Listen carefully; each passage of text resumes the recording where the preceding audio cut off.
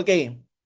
So again, good morning, no? I was checking the table of specifications and ang dami doon na hindi masyadong natakil doon sa lecture and doon sa Q&A ninyo ni Dr. Denver, no? Hopefully, dito meron tayong ma mapulot, no?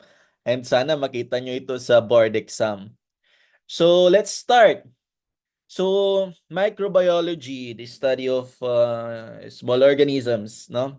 So, study of bacteria, virus, uh, protozoa, fungi, and in between virus in bacteria, yung prions, no? Proteinaceous infectious particles, and the rest, no? But this morning, I will be uh, tackling toxins. So let's start with toxins. So sa toxins is very important sa veterinary medicine is also very important uh pub, na public health concern. So let's start with the plant toxin. So first here is oleander or Nerium oleander. Ito ay mostly parang yellow bell ba to, no? Common name if I'm not mistaken, no? This is poisonous, remember? It affects dogs, cats, horses and livestock. And ang meron sila is cardiac glycosides. So it can cause vomiting, diarrhea, abdominal pain, bradycardia, slow heart rate, arrhythmia, abnormal heart rate, bradycardia, no? Slow heart rate, arrhythmia, abnormal heart rate, sudden death sa severe cases, and again, it's very life-threatening. Depende rin kung ilan yung na-ingest nila. So, cardiac glycosides, these are medicines na ginagamit natin and ginagamit sa animals pagka meron silang problem sa heart rhythm, no? So, usually ang ginagamit dito ay Digox, no? It's a medication to treat certain abnormal heart rhythms, no? And also congestive heart failure kapag ka mayroong complication, lalo kapag ka meron ding renal problem, nagkakaroon din ng congestive heart failure, ginagamit natin itong cardiac glycosides na meron ito sa yellow bell, if I'm not mistaken, na I don't know ang common name natin sa Pilipinas. Meron dito sa Pilipinas, no? Yung ganung plant, ganung flower, this one. So Nerium oleander or oleander, ang meron siyang toxin ay cardiac glycosides, remember. Next, sago palm, Cycas revoluta, no? This also affects dogs and cats. Ang meron siyang toxin ay cycacin. Cycacin, remember. It also causes vomiting, liver failure, seizure, coma, and death in severe cases. So, induce vomiting, diarrhea, weakness, seizure. So, itong mga to, meron din, common din sa ating garden, no? So, be careful sa inyong mga patient, no? Nga pala, some Degox cardiac glycoside medications, meron silang antidote, no? Meron silang um, antidote na pwedeng gamitin. Pero other toxins, wala, no? Ang pwede lang natin gawin is to flush yung toxin na meron sila. So how do we flush, no? Fluid therapy, and then symptomatic treatment. Let's say for example, this isagupam, ano yung mga clinical signs niya, i-treat lang yung natin yung mga ito. And then fluid therapy para ma-flush kung ano man yung kung ilan man yung toxin na absorb niya sa katawan, no? Okay. So sa Gopang, ang meron siya ay cycacin. Get a hint from the name Cycas revoluta. if yung specific name or scientific name yung sasabihin sa tanong, and that's cycacin. Pero pagka PAM ang ang ibibigay na option, then that's cycacin. So go PAM.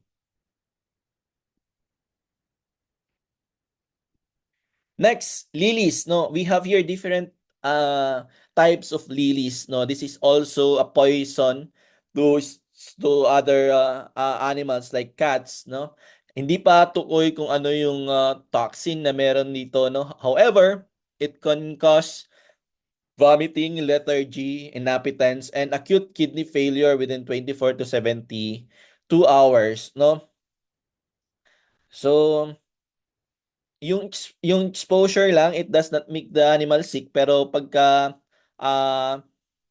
itong nasa baba, no, pero it can make your pet na magkasakit, no, itong lilis na nandito sa baba, no, pero doon sa taas yung mga lilis na ito, kahit exposure lang, it can lead to acute kidney injury.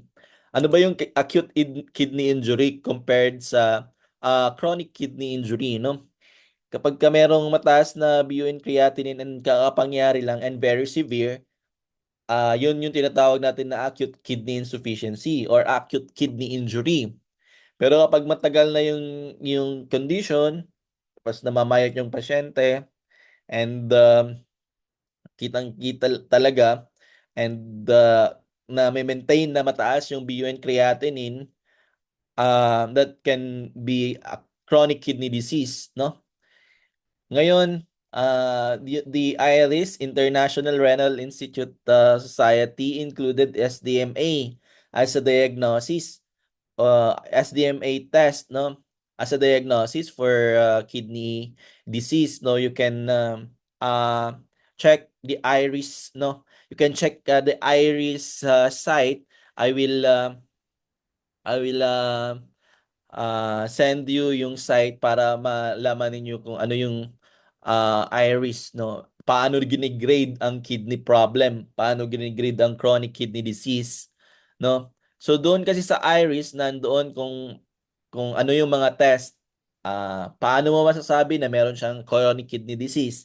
Meron siyang mataas na creatinine, meron siyang mataas na BUN, merong mayroong level doon yung kapag ka mayroong proteinuria, and then malalaman mo din doon, dapat mayroong natitest mo din yung kanyang blood pressure, meron bang hypertension, etc. No?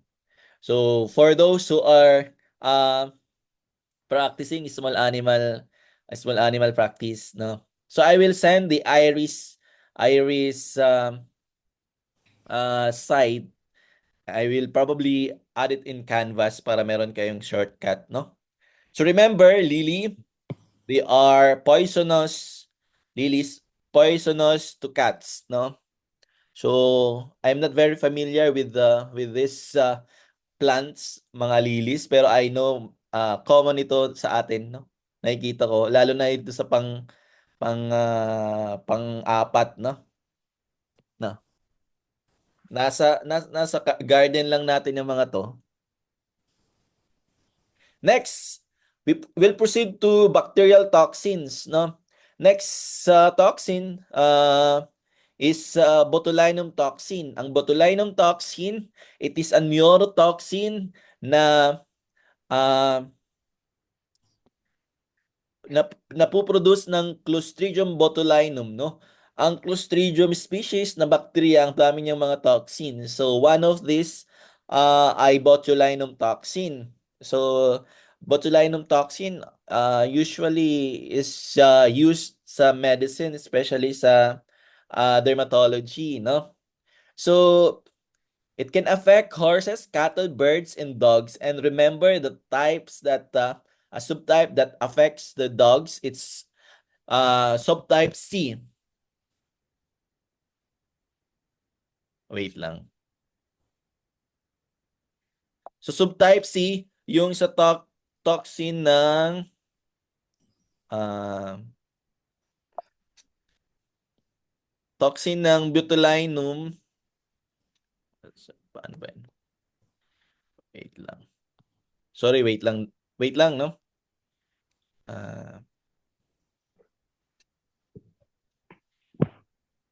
So, bali, butylinum. Okay. Okay. Sorry, I just sent a... Okay. Sinend ko lang yung Zoom sa isang participant na hindi daw makapasok. So yung botulinum, it's a neurotoxin, no? Subtype C, it's the one that is affecting dogs, no? It causes flaccid paralysis, progressive muscle weakness, difficulty swallowing, drooling, respiratory failure, no? And if not treated with antitoxins, mamamatay yung patient. Kasi so, ang daming pwedeng pathophysiological event na pwedeng mangyari kapag nagkaroon ng progressive muscle weakness and then paralysis, lalo na dun sa muscles sa uh, esophagus, pwedeng mag-cause ng ano ba yun? Pwedeng mag-cause ng asphyxiation, no? Pneumonia, respiratory failure, pwedeng kasi hindi paralyze yung muscles dito, pwedeng malanghap, no? Yun. Aspiration pneumonia, no? And pwede ring mag-paralyze yung respiratory muscles, na and then it will lead to respiratory failure. That will eventually lead to death, no? That's botulinum toxin. So Botox, ginagamit din ito sa mga cases like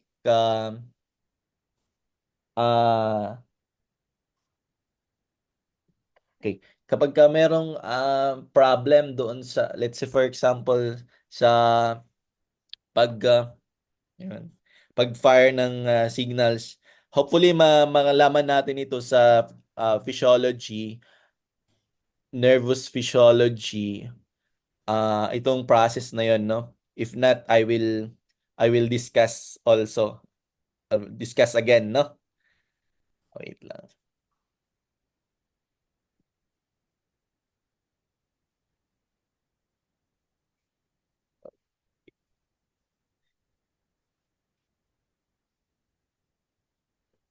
Okay.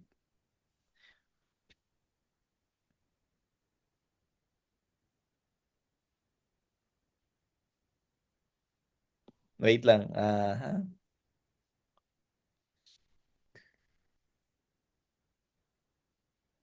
Ayan.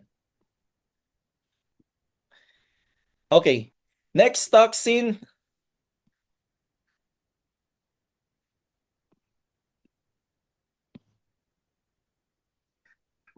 Wala ba yung screen? Na-post ba? Resume.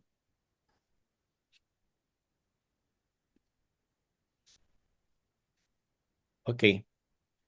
Next toxin would be tetanus plasmin, no? Clostridium tetano or tetanus toxin.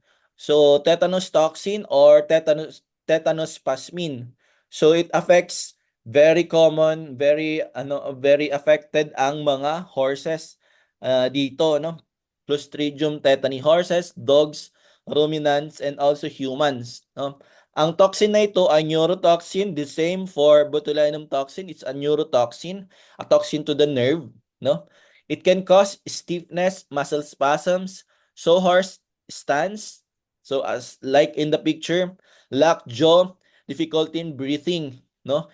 It is particularly fatal in horse due to muscle rigidity, and it requires immediate vaccination or administration of tetanus antitoxin. So in horses, in very, very small or minor wound injury or wound repair, binibigyan agad nila ng tetanus shot, no? So sa small animals, hindi masyado. For goat and for cattle, kapag merong mga surgeries, sometimes most of the time nire-require na mag tetanus shot, no? This again, it's a sawhorse stance, based on the picture, and then it's the other name, it's lockjaw, no? And then meron sa tao naman ang common nito ay yung Rhesus sardonicus, no? So yung parang mayroong rigidity, no? Meron kasing dalawang rigidity and spasticity, no? Rigidity. Oh, rigidity. I will show you that later on, no? So ang tetanus is affecting the lower motor neuron, no? It's a lower motor neuron disease, no? Remember, tetanus, lower motor neuron, no? Wait lang, hindi ko nakikita yung mukha ko, no?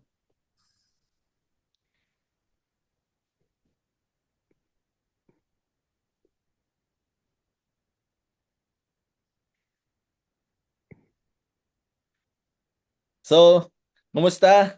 Okay ba? Can you give me a thumbs up, mga docs, if okay?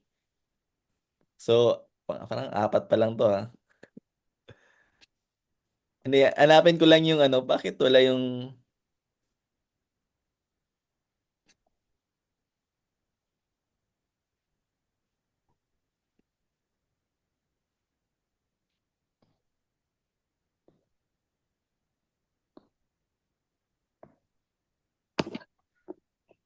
Ayan.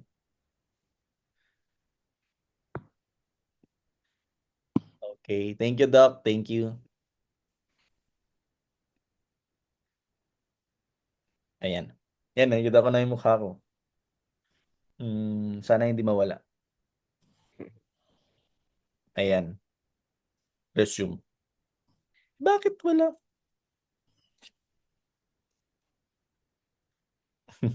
Wait lang, mga docs.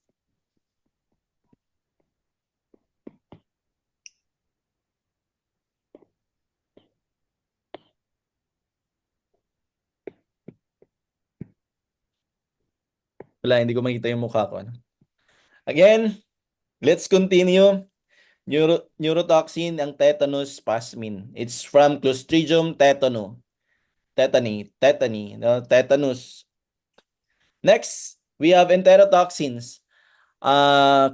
Clostridium again, Escherichia coli. This affects livestock, dogs and cats. Ang meron naman sila is enterotoxins. Remember, the first two toxin, the botulinum toxin and the tetanus toxin or tetanus plasmin, they are neurotoxin. Clostridium botulinum and Clostridium tetani, no? Ito naman Clostridium perfringens, this is enterotoxins. Okay, so it can cause diarrhea, can be bloody, and it can cause weakness, weight loss, shock, in severe cases, no? These are all bacterial toxin na nagkukos ng life-threatening disease, no? So, kapag ka merong dog na vomiting, diarrhea, with bloody diarrhea, and negative sa parvovirus, negative for worms, negative for other common diseases, then you can check yung kanyang diet or ano yung mga kinain niya, no? So it can be poisoning. And this bacteria, the presence of bacteria na ingest nila or nakain nila, it's not actually the one that is causing the diarrhea or the the problem, the poisoning, no? Ang nagko-cause is the toxins that they are producing, no? So we have the different gastrointestinal causes of these toxins, no? So acute hemorrhagic diarrhea syndrome, IBD, protein losing enteropathy, and some, no? So you can read this table na nandito, no? So remember, Clostridium perfringens, enterotoxin.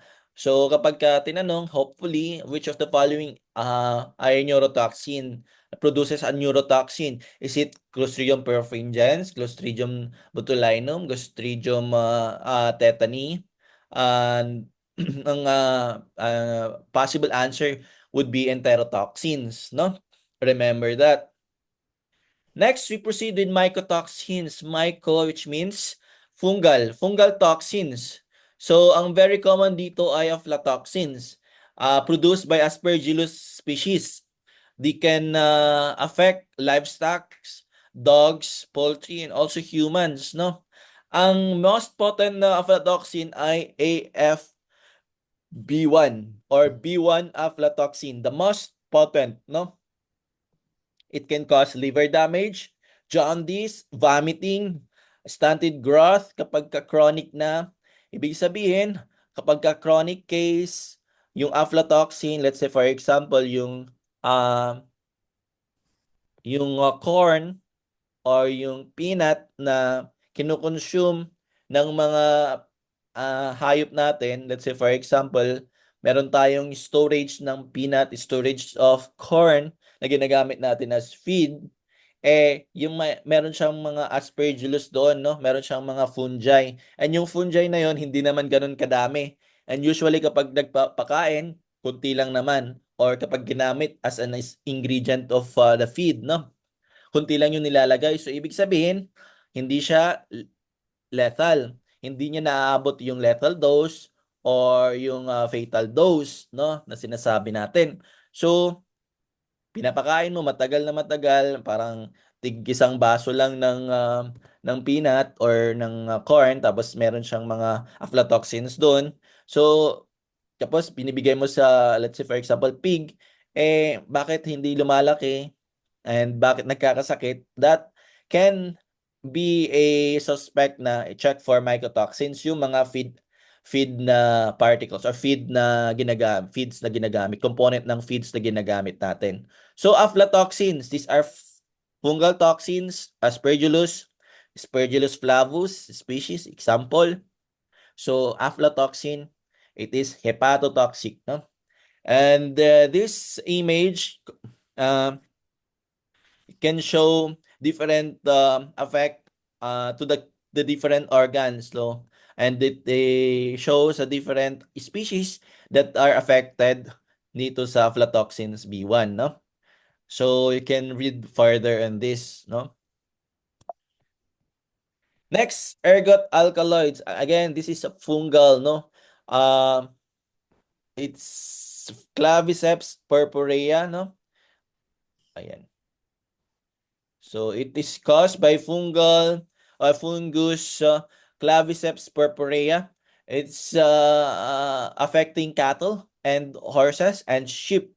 They are called ergot alkaloids. Oh, remember ergot alkaloids, Claviceps purpurea. It reduces blood flow or vasoconstriction. It causes gangrene on extremities and abortion in pregnant animals, no? Again, it also causes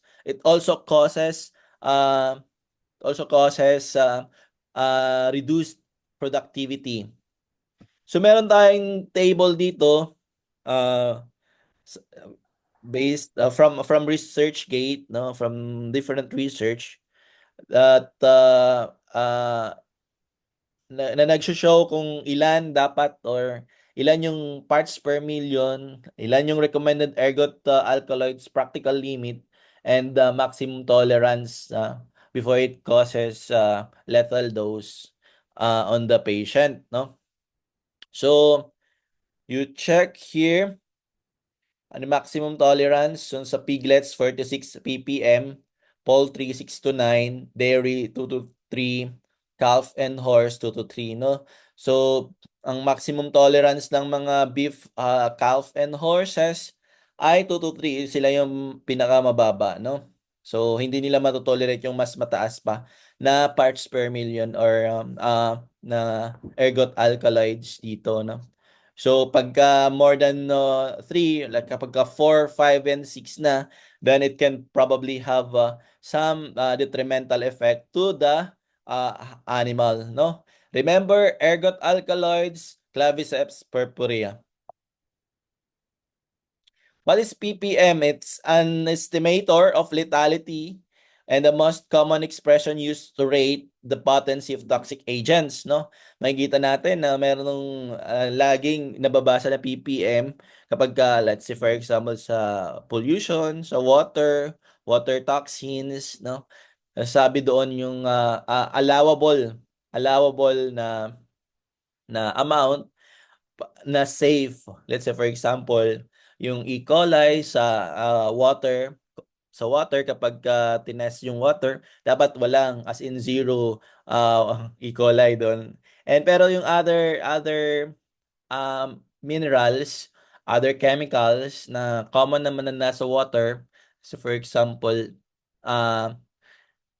doon sa Dolomite Beach, no? Merong tinatawag na parts per million. Ilan ang bacteria dapat, ilang parts per million dapat nandoon para safe na languyan, parang ganun, no? So that's parts per million and sometimes ginagamit din nila ang parts per billion, no? You can read more about this. Next, fumonisin. So fumonisin, another toxin produced by a fungus, Fusarium species, no? It affects horses and swine, and the toxin is fumonisin. So Fusarium species, ang toxin ay fumonisin, no? It can cause equine leukoencephalomalacia, liver failure in swine. It also causes neurologic signs in coordination, head pressing, seizure, no? So usually nakikita ito sa corn.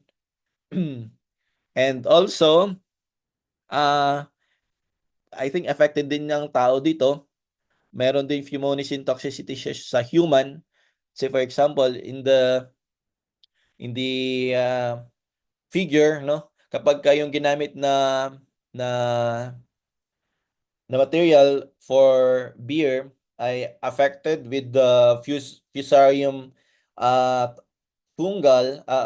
fungus, fusarium fungal toxins or fumonisins, pwedeng mainom ng humans. It can cause fumonisins toxicity in human, no? So, pero doon sa animals, it can affect horses, swine, kapag directly na kinakain nila itong mga plants that is affected by this fungus. Next, we'll proceed to chemical toxins.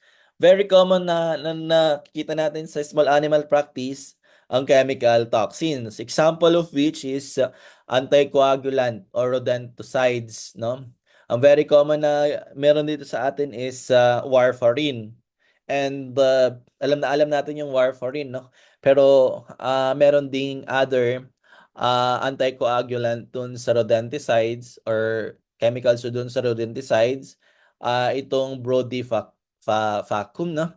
So you have to read about this, no? Kasi yung warfarin alam na natin yon, no? It can cause lethargy, pale mucous membranes, hemorrhage, internal bleeding, difficulty breathing, bruising, no?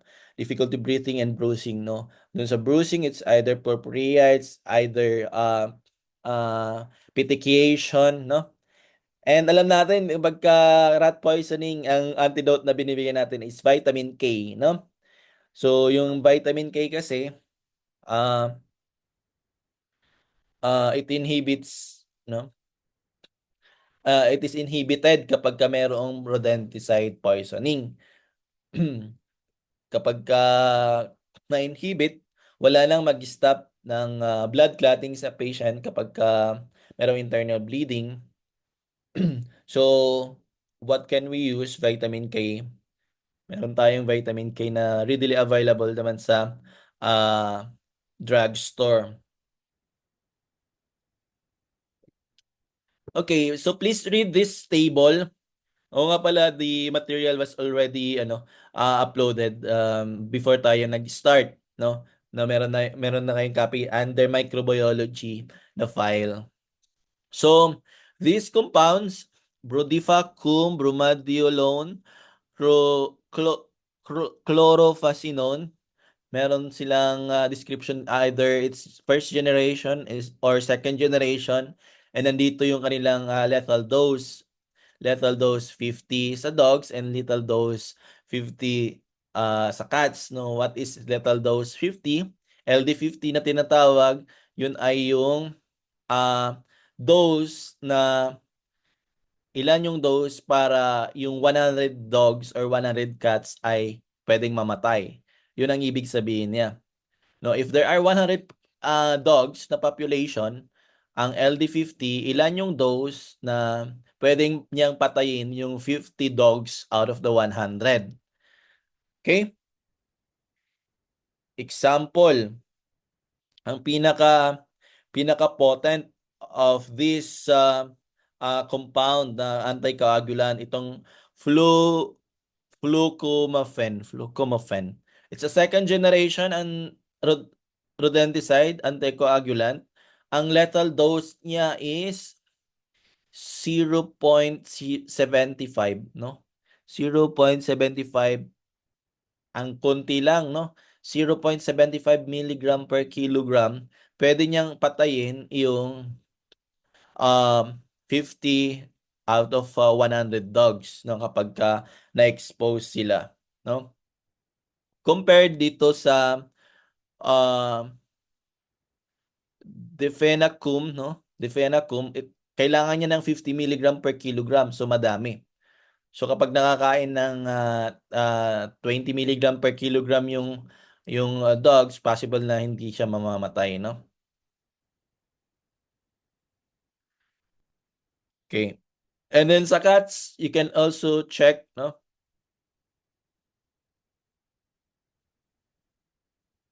Okay.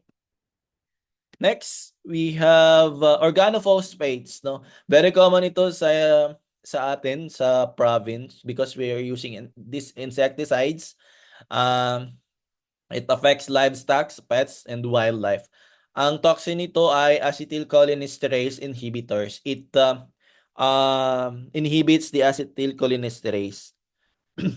So, example, andito yung class ng insecticides. We have organophosphates, carbamates, pyrethrins, and pyrethroids. Example ng organophosphates, yung Comafos, very common ito. Malathion, very common, malathion. So, these are organophosphates. And then we have carbamates, no? Amidocarb, imidocarbin. Ito yung ginagamit sa, sa anaplasmosis and ehrlichiosis, no? Yung ginagamit natin, imizol, imidocarb, imidocarb yun, no? That's a carbamate, no? And then we have pyrethrin, pyrethroids. Ito pala, carbamates, very common yung Sevin, no? Kapag gumagamit kayo ng Sevin and then Baygon, carbamates yon.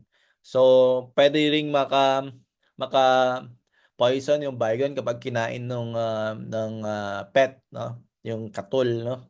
And then we have pyrethrin, ginagamit din natin sa pyrethrin. Ginagamit natin for ticks and flea preventives, no? Also Sevin, no? Ayan, 7. Very common, no? We had permethrin, pyrethrin. Ayan, yan yung very common pyrethroids or pyrethrin. So remember, no? These are toxins sa livestock and pets. Ano yung very common na ginagamit natin to uh, reverse the action of this organophosphate poisoning, no?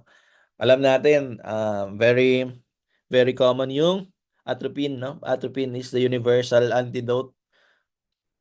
Okay? Remember, remember universal antidote? Atropine. Atropine sulfate, yung ginagamit natin. Yun yung most commonly available na pinapa-antidote kapag any poisoning na hindi natin alam, just give atropine. Well, pagka talagang wala, hindi na diagnostically wala. So but you suspect that there is a poisoning, then atropine. Bakit kasi atropine, no? So, 'di ba, pagka poisoning kasi there are very common yung effect niya is clinical sign yung salivation, no, vomiting. So it yung atropine sulfate, it helps, no. Dati commonly na ginagamit din sa pagka merong nagvo-vomit na dog or cat, ginagamit yung atropine. Pero hindi yun yung first line na gamitin natin kapag merong ganung case. You always have to investigate, no, before giving, no. Baka kasi pagka may vomiting na, bibigyan na kayo ng atropine agad-agad. Okay, next, ethylene glycol anti-freeze. Wala tayo dito, no, pero I remember the time na nag-board exam ako, lumabas itong ethylene glycol. So ethylene glycol metabolites, itong toxins niya, no, anti-freeze, meron pala tayo, sorry. Doon sa sa aircon, no? Meron siyang anti-freeze. Hindi ko alam kung meron sa Pilipinas ginagamit sa ating aircon. So yung tubig doon sa anti sa nanggagaling doon sa aircon para hindi mag-freeze kapag malamig na malamig yung aircon natin. 'Di ba mayroong water na tumutulo doon? I don't know if meron siyang ethylene glycol or meron siyang metabolites doon. So just wag nilang ipainom yung mga yun. If nakikita natin na may mga patient or meron tayong pet na umiinom doon, then we just prevent them, no? So it is highly nephrotoxic or it can cause kidney problem, kidney failure, ang antifreeze na ito, no? So antidote, I will check the antidote for ethylene glycol toxicity, and then I will report back to you, no? Okay, next we have the endogenous environmental toxins, no? So urea from non-protein nitrogen sources, let's say for example plants, no. So affected species, ruminants, cattle, sheep, no. So ang toxin na nakukuha dito ay ammonia from the breakdown of urea. What are the clinical signs? Bloat, frothy saliva, staggering gait, seizures, death within hours if not treated. Ano yung impact nito? Overconsumption of urea in feed that leads to ammonia toxicity in ruminants causing rapid death to metabolic disruption. So, these are the signs na meron poisoning sa ating cattle, no? Animals cannot see and walk into things. Salivation, difficulty breathing, diarrhea, bloat, no? Abdominal pain, may lost consciousness, no? And photosensitization and very unusual behavior. Pero you have to check also baka naman may rabies, no? Very common ngayon na merong mga rabies din sa domesticated livestock, lalo na dito sa nare-report dito sa Mindoro, Marinduque, no? Meron akong friend na sa Facebook na laging silang nagpo-post na tinetest nila, let's say parang natumbang baka, no? Tinetest nila ng rabies virus, so positive. So merong mga nagpa-positive, no? Ibig sabihin, kinagat sila ng aso na may rabies or rabid dog.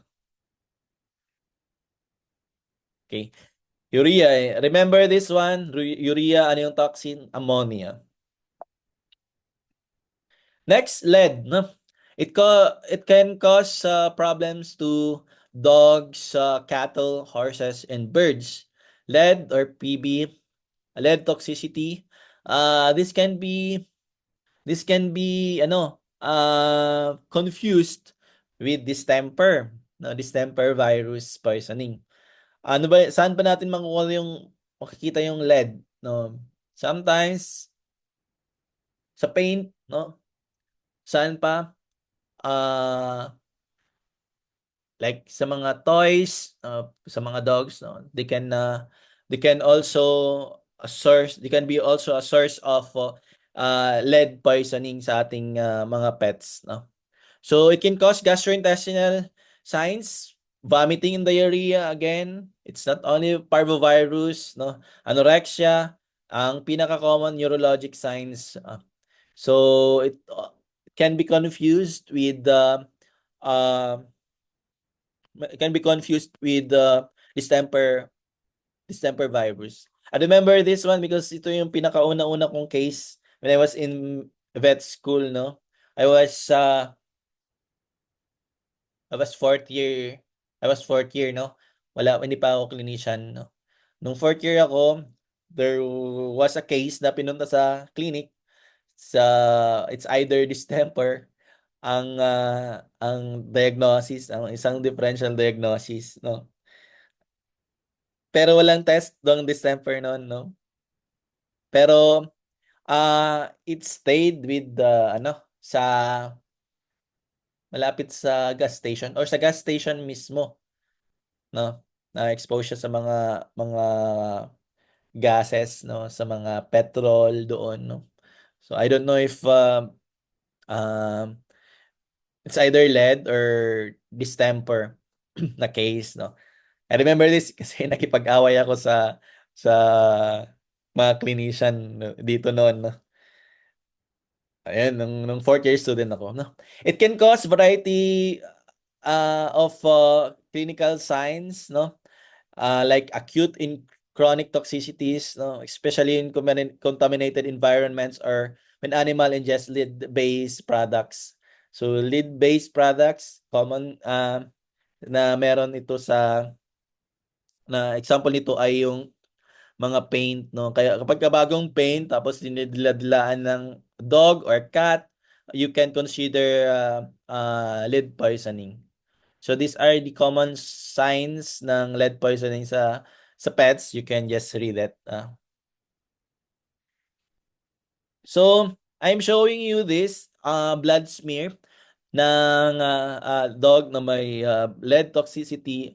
Makikita ninyo na common sign nito ay siderocytes. Siderocytes, ito yung iron inclusions, no? So usually kapag lead poisoning, ang result niya ay iron deficiency anemia, no? Kunti ng iron kasi dahil sa lead. And makikita tayo ng inclusions na siderocytes. Again, remember siderocytes, kapag ka nagbagay ng options na what poisoning ang pwedeng diagnosis kapag ka doon sa blood smear ng patient ay may nakita kang siderocytes, no? Yun ay lead poisoning. Or if it says na iron accumulation in mitochondria, yun pwede ang sagot ay lead poisoning. Okay? So you can read this. Lead poisoning, siderocytes in blood smear.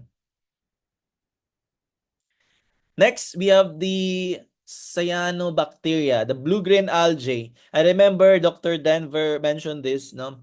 It affects livestock, dogs, wildlife, no? Ang toxin na meron dito ay microcystins, anatoxins. It can cause vomiting, diarrhea, seizures, muscle tremors, no? It can cause liver failure and respiratory paralysis and then eventually death. So I remember merong case dito na pumunta sila sa lake. I don't know, I think nabasa ko sa Facebook. Pumunta sila sa lake tapos pagkatapos ng naligo sa lake, ayun, dumiretso sila sa emergency, no? And then eventually the patient died dahil nga din sa blue-green algae or cyanobacterium or cyanobacteria. So remember, cyanobacteria is most likely to thrive in bodies of water and warm, over 75 degrees, no? So, how can the patient be affected? Siyempre may naiinom sila, no? Naiinom sila doon sa pagligo, and that's the one way na pwedeng ma-poison yung patient.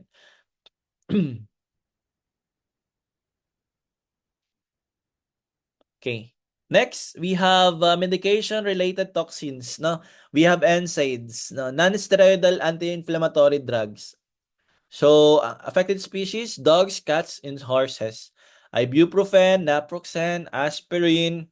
Ito yung very common na ginagamit natin usually sa tao, no? But if this can be ingested by dogs and cats, they can cause this toxicity. Very, very common, like paracetamol poisoning. Paracetamol is also NSAID, no? So it can cause to gastrointestinal ulceration or damage, no? And then kapag mayroong gastrointestinal damage, uh, it can lead to gastrointestinal bleeding, no? Kapag punong-puno ng blood na sa stomach, magvo-vomit yung patient. And just like in the picture, pwedeng ganito, no? Can have bloody vomiting or also bloody diarrhea, no?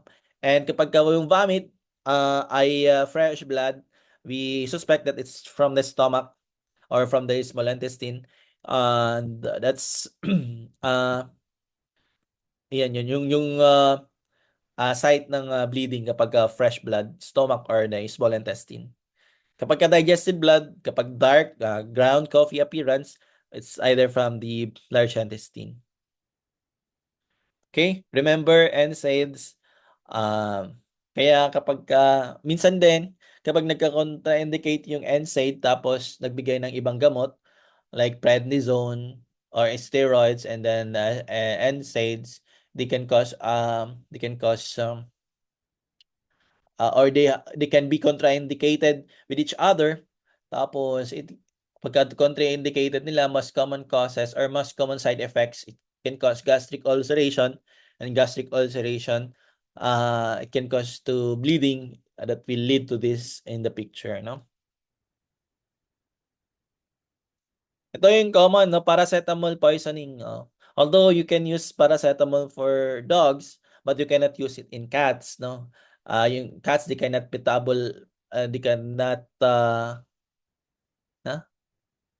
hindi nila masisynthesize ang paracetamol or acetaminophen.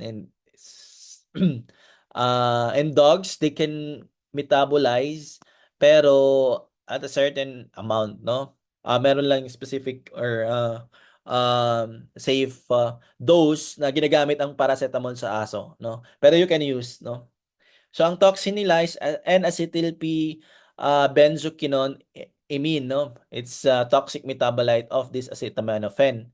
So the one in the picture, it's very common presentation doon sa small animals, no? If negative siya sa ano ba, leptospirosis, kung negative siya sa others like ehrlichiosis, then you might want to ask kung ano yung possible na ma-ingest ng patient dun sa bahay.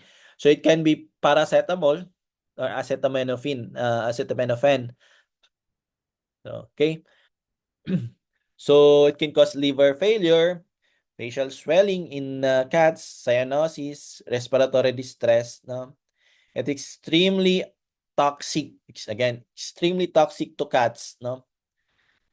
It can uh, lead to death, no? Ang antidote naman nito ay acetylcysteine. Remember, acetylcysteine ang antidote ng acetaminophen. Oo nga pala, yung lead, ang treatment ng lead poisoning is calcium EDTA, if I remember, no? Calcium EDTA. Na-encounter nyo ba ito, mga docs? Sa mga other reviews niyo? Yung treatment for lead poisoning, no? Meron ba?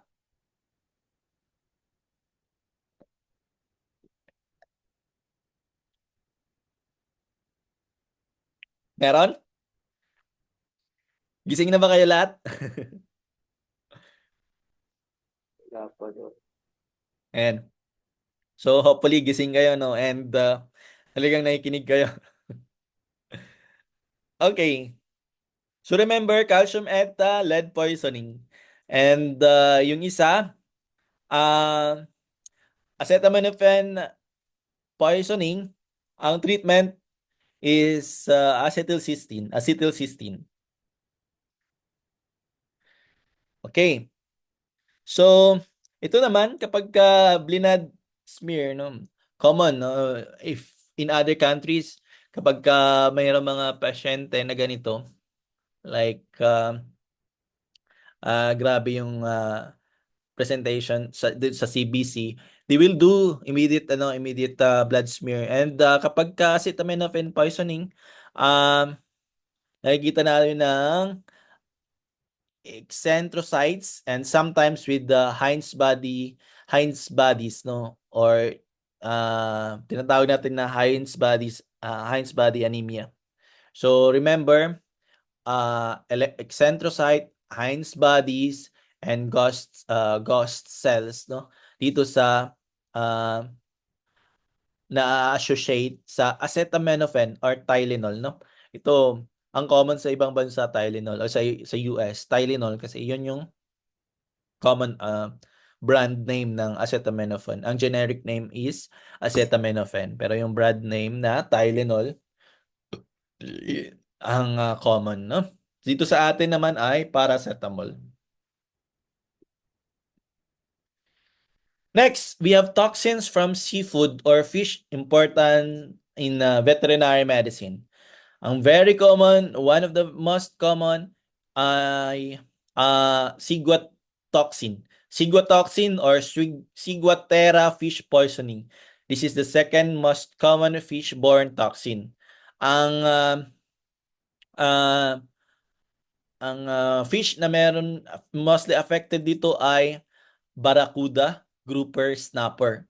And anong meron sila? Yung algae na Gambier discus, remember? Gambier discus na algae, nagpo-produce siya ng toxin na ciguatoxin, no? Ito kasing ciguatoxin or na ito, na napoproduce ng Gambier discus, ito yung toxin. And itong algae na to, kinakain ng isda, no? And then yung isda ay contaminated na siya ng ciguatoxin. Sila na yung parang nag-poison sa animals, no? Affected are dogs, cats, also in humans. And ciguatoxins ay neurotoxins, no? So, the following are neurotoxins except kapag tinanong na ganun, alam natin ang Clostridium perfringens ay enterotoxins, hindi siya neurotoxins. Pero yung botulinum, tetanus, and then ito, ciguatoxins, they are neurotoxins, no? Clinical sign nito, vomiting, diarrhea, abdominal pain, neurologic signs, ataxia, and cardiovascular signs. So we have in this figure, Ciguatera, second most common fish-borne toxin, fish affected, barracuda, grouper, red snapper, parrotfish, amberjack, no? And ito yung mga signs per system: abdominal pain, ataxia, comatose, and bradycardia, and hypotension, pulmonary edema sa cardiovascular. So if you are able to distinguish or diagnose early the management, supportive care, antiemetic kapag persistent vomiting, then atropine for bradycardia, and yung mannitol for neurologic morbidity, no? Kapag mannitol, this is diuretic, no? Bakit kailangan? Kunwari kapag nagkaroon ng neurologic problem, no? Kapag masyadong mataas yung lagnat, it can increase probably yung intracranial pressure. You can use diuretics, yung mannitol. Remember, ciguatoxin, ciguatera, fish poisoning, galing sa Gambier Cambier discus. Cambier discus species na algae or algae na kinakain ng mga isda na snapper, grouper, and parrotfish. Again, you have to also be familiar with the Gambier discus, no? Gambier discus pala, this toxin, odorless, colorless, tasteless, and again, they are heat stable. They are not deactivated by heat. So it's heat stable. Compared sa heat labile, no? Kapag heat labile, na sira siya with heat. Next, we have tetrodotoxin. Tetrodotoxin, puffer fish poisoning. Okay, puffer fish, porcupine fish, ocean fish. No, affected humans, also dogs, cats, and wildlife. Fugu is puffer fish also. I think fugu sa Japan, no, yun yung tawag nila. So it can cause this rapid onset of vomiting, salivation, muscle weakness, respiratory distress, paralysis, and seizures. Okay, and again, this is a neurotoxin. Ang name ng toxin is tetrodotoxin. So this toxin blocks sodium channels in nerve cells that leads to paralysis and respiratory failure. Again, remember, tetrodotoxin, puffer fish poisoning. Okay. Okay, you can read this one. It's produced by bacteria that lived in puffer fish, and the parts of the fish which contains high level of toxins, tinatanggal nila when preparing sashimi sa Japan, no? So, favorite ko yung sashimi. So, if I go to Japan, maybe I'll try puffer fish sashimi. Ang mga chef, they are very skilled, no? They are given a license to prepare a fugu or puffer fish sashimi. So, pagka nakapag-prepare ka na, meron ka ng license, magaling na magaling ka ng chef. Konti lang yung chef that can prepare this, no? Try nyo kumain ng puffer fish. Sa Pilipinas, kinakain naman talaga, no? I don't know kung saan. O kinakain nila. Next, we have scombroid poisoning, no? Anong type of poisoning? Histamine fish poisoning.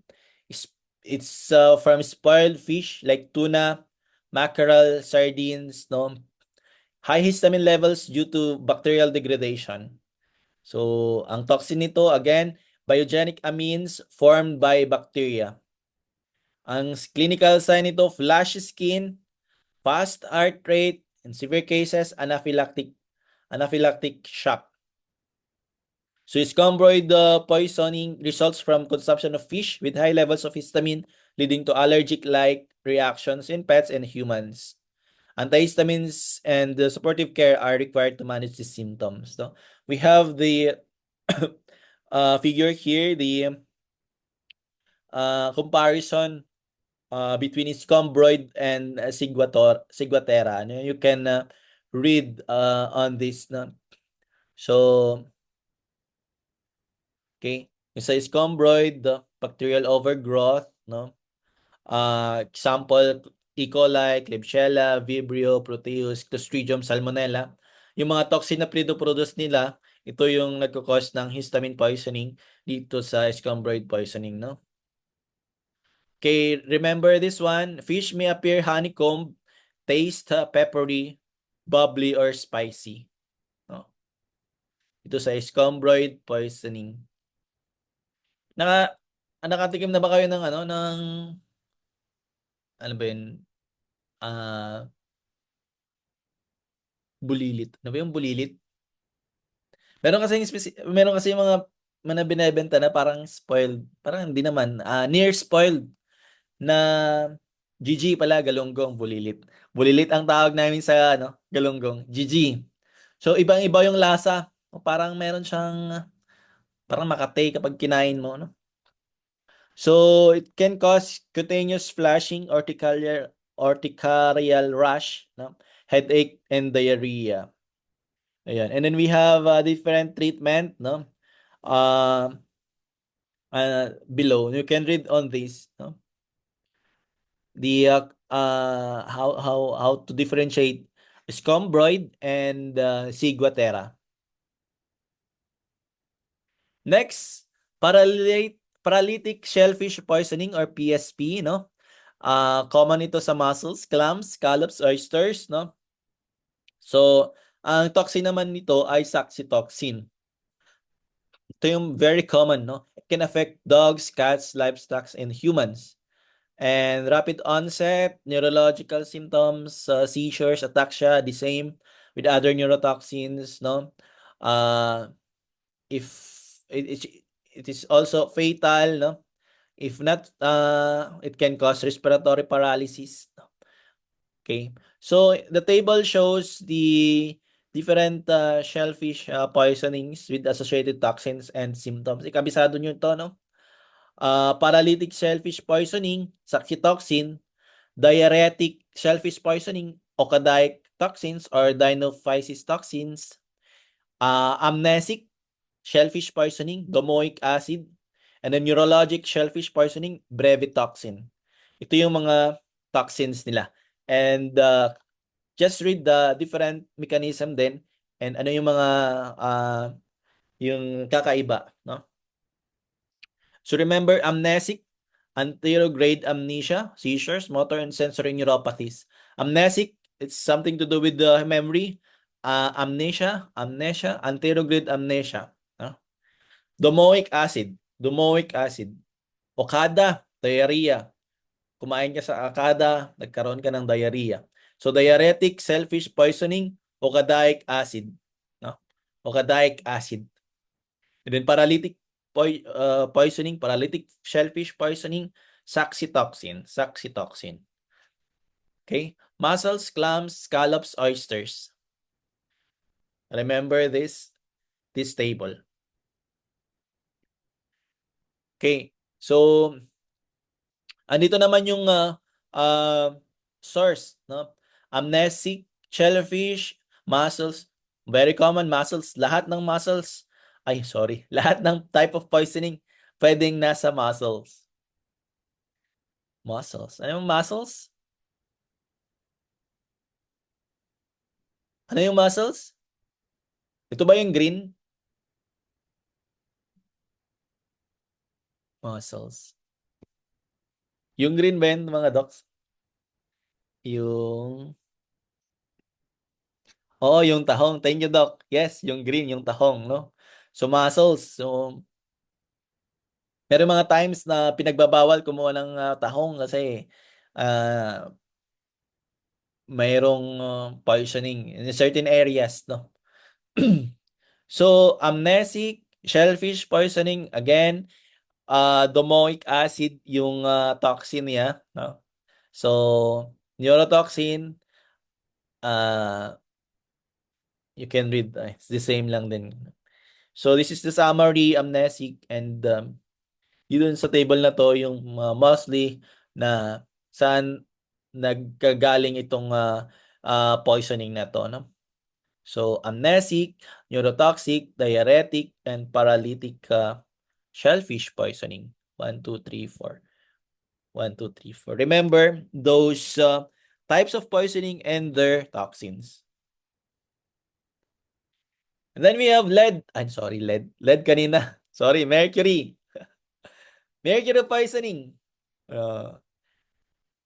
Di ba yung lead, lead lagi Yung mercury, yung ginagamit natin na thermometer, di ba nila, when I was in studying, gamit pa lang natin na dati is yung yung lead-based na thermometer. Pero ngayon, wala lang ganun, no? Pinagbabawal na nila kasi kapag ka nasira, it can cause possible contamination. And also, kapag ginagamit, pwedeng masira and then we can be exposed to mercury, no? Pero, dahil sa mga tinatapon natin, dahil sa mga chemicals sa mga, let's say for example, sa mga tinatransport tapos nagkaroon ng accident sa dagat, pagka nagke-carry sila ng mga chemicals, one of the chemicals ay mercury, yun ay nagko-contaminate ito yung sa dagat, and ma-contaminate or ma-expose yung mga fishes, no?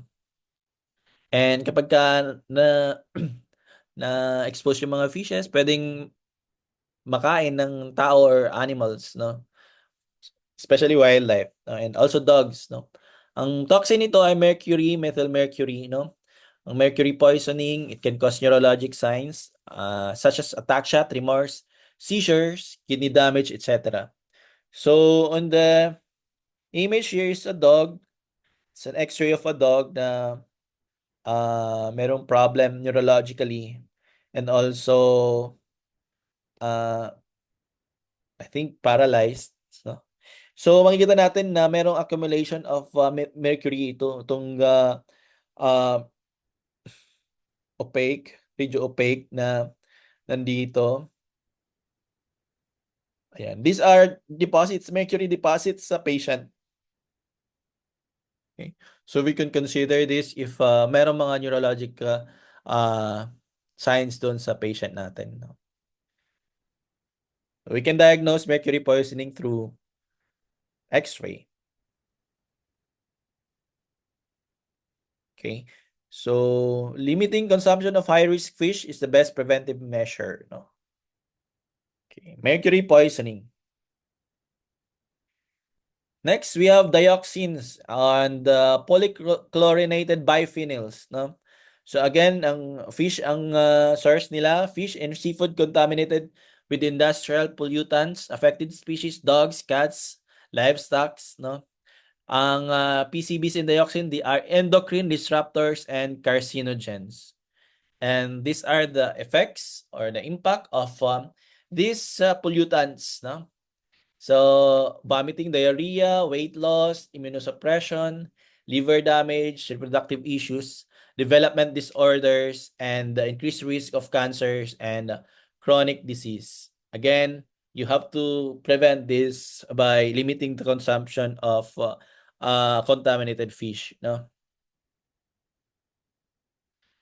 Dioxins, polychlorinated biphenyls. Ano man yung source nila? Paper, pesticides, steel byproducts, no? Waste incineration, incineration of PVCs in plastics, volcano uh, volcano eruptions and forest fires, and thermal plants or automotive emissions. Next, we have cyanotoxins, the same, the cyanobacteria, no? So, contaminated water or fish exposed to Microcystis anabaena na cyanobacteria, na blue-green algae, no? So, affected yung livestock, dogs, and also humans, no? Again, microcystins and anotoxins, yung toxin nila, ang common na clinical sign, vomiting and diarrhea sa microcystins, no? Liver failure. Kapag neurological signs, that's toxin, no? Rapid death due to liver or respiratory failure in severe cases, no? Okay? So on the table, the figure, you can see the different symptoms in different organs and sa animals and sa humans. And then, this is, I think, the last slide, no? Chocolate poisoning, very common, no? Ilang chocolate ba ang pwedeng kainin ng patient, no? Ang component, remember, ang component ng chocolate na nakaka-poison sa aso ay caffeine and theobromine, no? Caffeine and theobromine, and you have to memorize this table. Ang LD50, ang dose para mamatay yung 50 out of 100 dogs para sa caffeine ay 145, no, milligram per ml, and then sa cat is 125. Sa theobromine naman 300, no, and then sa cat is 200. Ang fatal dose sa caffeine sa tao is 150 to 200, no? Pero median fatal dose sa dog, again, LD50, 145. Theobromine naman, 300. Sa cat, 200. Remember this, no? Hopefully lumabas to sa board exam. So the fatal dose ay median lethal dose or LD50 of theobromine sa dog is 300. Ang sa cat ay 200. Yung caffeine, 145 sa dog, 125 sa cat. No? Okay? So, I think that's the last slide. Gising na ba kayo? So, chocolate poisoning, ito yung last natin. Caffeine and theobromine. Hindi lang theobromine ang lethal or ang component ng chocolate na poisonous doon sa dogs and cats. It's also caffeine. Theobromine and caffeine. And caffeine and theobromine, andito yung lethal dose nila. So you have to memorize this one. Okay? Ayan. Example of chocolate poisoning. Hindi pala yun yung last slide. This is the last slide. This is example of chocolate poisoning. I just found it in Google, no? So, that's it. Thank you very much mga doc. Thank you for waking up early, no? No, kahit hindi nga ito yung ating lecture sa parasitology, pero I just want you to familiar or gusto ko lang na pasadahan ninyo itong mga toxins na ito na hindi masyadong or hindi na